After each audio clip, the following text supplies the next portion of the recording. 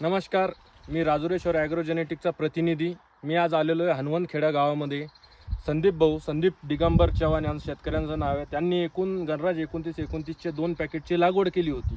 तरी सध्या आता गणराज 29-29 पॅकेटच कंडिशन तुम्ही बघू शकता. झाडाला एकूण 70 ते 80 बोंड लागलेले आहेत. पातळ म्हणता येत नाही. बघू शकता तुम्ही, हे बघू शकता जवळपास 100 बोंड आहे. हा 100-100. परत इथे क्वालिटी पण आता कसा वाटला तुम्हाला प्लॉट हा बघून? छान वाटलं.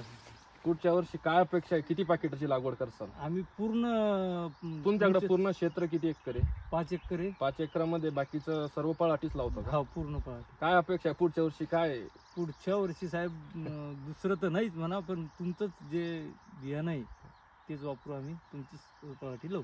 चालेल, धन्यवाद.